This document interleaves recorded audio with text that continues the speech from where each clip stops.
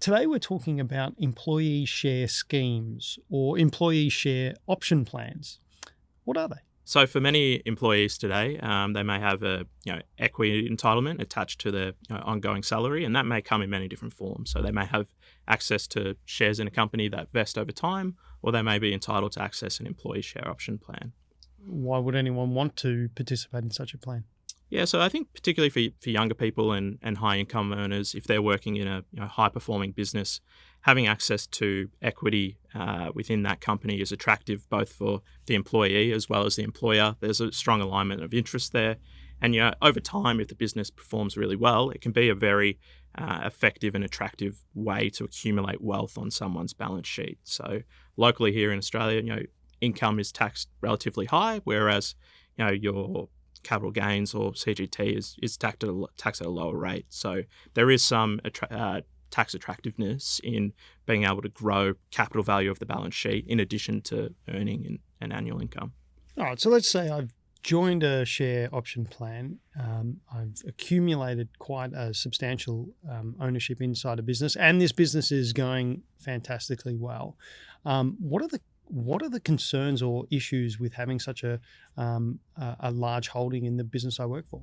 Yeah, so there are a few potential problems, and it's something that we help our clients with quite regularly. So often, if the business is performing well, an investor will end up with a very large concentrated position, which presents a high amount of risk to an individual specific company. So whilst that company might be performing well, there can always be stuff that comes from left field or out of the woodwork if there's a scandal with the CEO or something like that can materially both impact the business's future as well as your own financial future. So I guess the conversation pivots to, well, how do you manage that, and how do we plan for that on an ongoing basis? What about some of the things that are harder to quantify, some of the psychological or emotional kind of connections or tie-ins you have with those shares that you now own? Yeah, so I think anyone that works with business generally has some sort of emotional attachment to that company, and there are a handful of different emotional biases that people should be aware of when considering that. So there's an element of an individual may feel like they can control the outcomes of the business and therefore their own financial outcomes, whereas in reality, maybe they don't have that extent of control of the company's outcome, despite them being involved with it on a day-to-day basis. Another bias, which is commonly found, is endowment bias. So an investor placing a higher value on the company's stock or the shares than what it's actually worth. For listed companies, it's quite easy to check the value of what the stock's trading at. But for private businesses, often employees or founders could believe the company's worth a lot more than what it actually is.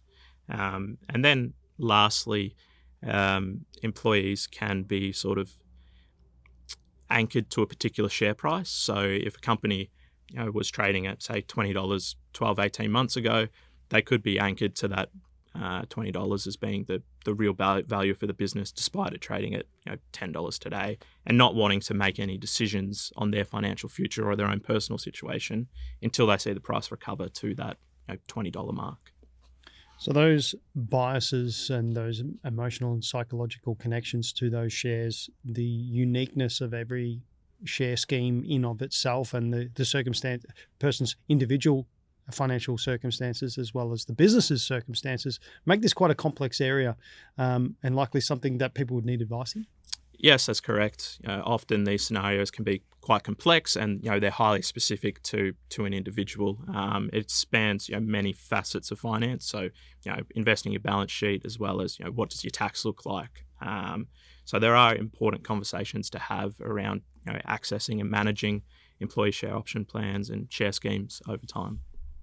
Thanks, Ryan. Really insightful stuff here. If you have an involvement in an employee share scheme and would like some advice, please don't hesitate to reach out to our team. Otherwise, we'll see you in the next one.